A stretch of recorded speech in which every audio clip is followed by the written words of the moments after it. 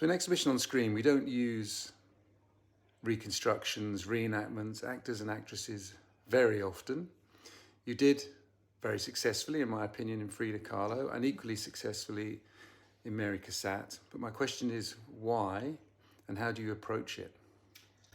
The why is definitely as I'm really drawn to stories of paintings. I'd like to almost get into the painting and bring it to life and sort of almost explore it that way. So that's the why. And I'm also a real lover of fashion and dress, and I think in both Frida Kahlo film and the Cassatt film that was a real treat. All of those paintings have the most incredible, women have the most incredible sartorial style, and I wanted to put that on screen. So the approach literally is to look at those paintings for a very long time and think, how am I going to recreate that? And I do like trying to find almost the exact outfit, the model that looks very similar, and just explore it that way. And certainly with Cassatt, I wanted to have an environment, a house that looked just like her interiors, and so that was a bit of a challenge trying to find one.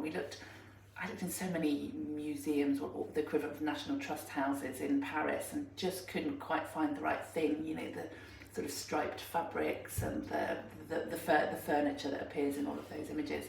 And someone actually in our production office said, "Oh, I follow an account on Instagram of a guy who really loves that period in history." And we got in touch with him, explained what we were doing, and he invited us to spend the day there. So I took my models, hired all the outfits, and almost just treated it like a drama shoot, really. So just on locations, there's also a theatre or an opera house. Where was that filmed? That was filmed in Brighton, just around the corner from our production office. I knew that I needed sort of dark red velvets and gold, and again we tried to get into the Paris Opera House, and then realised that actually just around the corner in Brighton we have the Theatre Royal, and asked if we could go in, and they were really accommodating. So we spent a day there with Ella, our model, just dressed up in the most fantastic outfits, swishing around up and down the steps. And actually, that's probably the one I'm most proud of, the mix in the film of Ella looking through her theatre glasses, and then we look at the beautiful paintings by Cassatt with the young girls in very similar dresses, using those theatre glasses. I think it worked quite well. I just think generally it just adds a little something extra, another dimension to letting us get further into the images, really. Is there a sense, though, that you have to, in some ways, limit the ambition of what you do with these reconstructions so that what you do is really good? Absolutely, and I think you don't want it to look as though they're overacting. It's there to enhance, not to sort of drive the film. So you can't use too much of it; it gets a bit twee. And you really don't want any overacting. It's just a little bit of movement, maybe shot sort of slightly soft, just to give that sort of taking it away from reality a little bit. Otherwise, I think it would look too cheesy. But especially at one time when we were doing the Frida Kahlo reconstruction, I used a lot of Kahlo's letters, and so we did have an amazing model who did look very Kahlo-esque writing these letters. But the director photographer that we had at the time put in, I thought it would look like dry ice initially, but it was just a haze. I thought that would be done in post, in the edit, but no, he bought this almost like a haze machine. Just the whole room suddenly took us back in time a little bit by just softening the edges of everything. So I was quite fascinated with how he worked. So I think we've done this maybe 6 times in total, but only once have the actor and actress spoken in our Munch film. Would you ever go that far? No.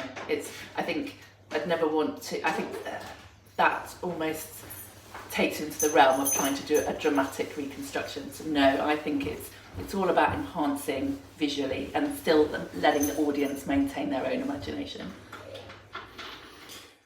When you were working with the actress, How did you decide whether to only reenact with Lydia Cassatt and briefly her mother?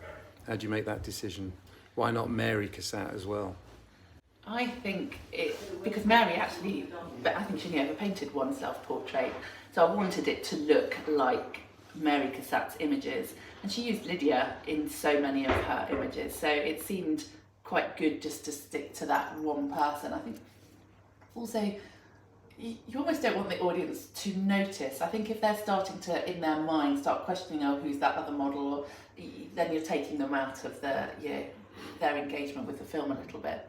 So are you trying to get the audience to see a real person dressed in these quite cumbersome dresses in this case, and then take that a stage further and see how Mary Cassatt has then rendered that in oil or pastel and think, oh, that's interesting. Yeah, because that's it. You know, when I was in that room, in that house with my model dressed like that, I kind of was in the same situation as Mary Cassatt at some point. That, you know, the 5 o'clock tea where the two women are drinking tea. I did have a little moment where I was filming it or working out how to film it, and thought, wow, so I'm now here working out what angle I'm going to use, and Cassatt was doing exactly the same thing. She captured that moment in a painting that would have taken her months and months, and there I was with a moving image, but still having to make the same decisions of how am I going to crop it, what angle am I going to use. So I think that's really interesting. So actually it has an additional benefit that it's giving you insight into how she worked as an artist, because you both had a similar type of model in front of you, and you're both choosing the best way to frame and light. Yeah, I think in a way that's it. I suppose our craft as directors, we're always having to make a decision about what to cut out of our frame or put in our frame. But ours is quite instantaneous. You know, you kind of think once Cassatt or a painter commits, they're with that for months, and so it's quite a sort of interesting crossover. I think decisions we have to make.